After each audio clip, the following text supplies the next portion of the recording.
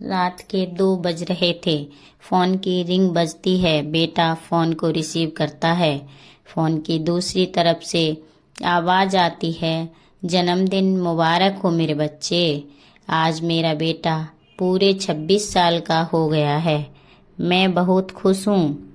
माँ की आवाज सुनते ही बेटा गुस्सा हो जाता है और वो गुस्से में बोलता है, माँ तुझे समझ नहीं आता क्या? इतनी सी बात के लिए मेरी नींद खराब कर दी। यह बात तो तुम मुझे सुबह भी बोल सकती थी। इतना कहकर वह फोन काट देता है। थोड़ी देर बाद फिर से फोन की रिंग बजती है। बेटा फिर से फोन उठाता है और इस बार फोन पर पापा होते हैं। इस बार वो आराम से बात करता है। थैंक यू पापा, आपने मुझे बर्थडे विश करने के लिए फोन किया, वो भी इतनी रात को। पापा कहते हैं, नहीं बेटा, मैंने तुम्हें मुबारकबाद देने के लिए नहीं बल्कि ये बताने के लिए फोन किया है कि तुम्हारी माँ बिल्कुल पागल है। वो इतनी पागल है कि पिछले महीने से मुझे हर दिन तेरा बर्थडे याद दिलाती आ रही है।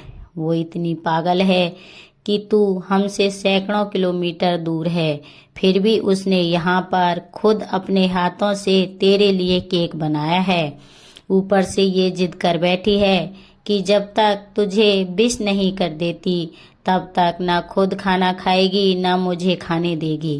बेटा सब ध्यान से सुन रहा था और उसे ये महसूस भी हो रहा था कि उसने अपनी माँ को फॉर ग्रांटेड ले लिया था। वो बोला, नहीं पापा, माँ बिल्कुल पागल नहीं है।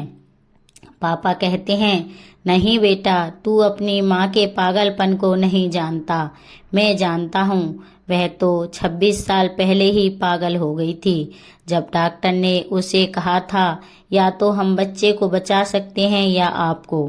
उसने बिना एक सेकंड भी सोचे बच्चे को बचाने का फैसला ले लिया और मुझे भी कसम देकर उस फार्म पर साइन करने के लिए मना लिया था जिस पर लिखा था उसकी जिंदगी इस ऑपरेशन से खतरे में है और अगर उसे कुछ होता है तो उसके लिए जिम्मेदार डॉक्टर नहीं होंगे।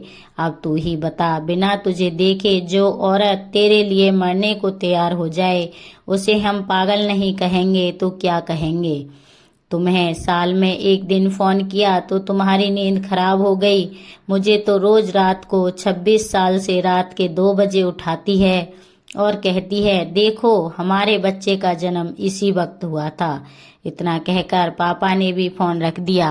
बेटा सुन्न हो जाता है। पश्चाताप के आंसू उसकी आंखों से बहने लगते हैं। सवेरा होते ही बेटा अपने घर की ओर रवाना हो गया अपने माँ बाप से माफी मांगने के लिए। घर पहुंचते ही माँ के पैर पकड़कर माफी मांगने लगता है। तब माँ कहती है, देखो जी हमारा बेटा आ गया, और उसे गले से लगा लेती है। फिर वह अपने पापा से माफी मांगने लगा। पापा ने कहा, कोई बात नहीं बेटा, जा तू वापस चला जा। तेरी माँ हमेशा कहती थी कि बुढ़ापे में हमारा बेटा हमें संभालेगा, लेकिन मैं उसे समझा दूंगा। जैसे आज तक मैं उसे संभालते आया हूँ वैसे ही आगे भी मैं उसका ख्याल रखूंगा। उसे भी यह समझ लेना चाहिए कि जो बेटा उसके एक फोन करने से परेशान हो जाए वह उसे उम्र भर क्या संभालेगा।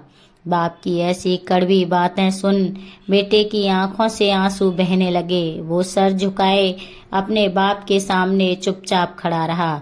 अपने बेटे को परेशान देख माँ आगे आती है और पापा को कहती है, जाने दीजिए, माफ कर दीजिए, हमारा ही बेटा है।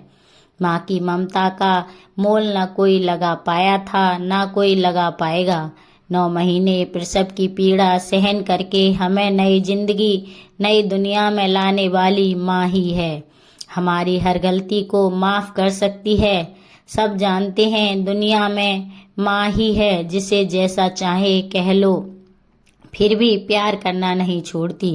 पिता अगर तमाचा ना मारे तो बेटा सर पर बैठ जाए, इसीलिए पिता का सख्त होना भी जरूरी है।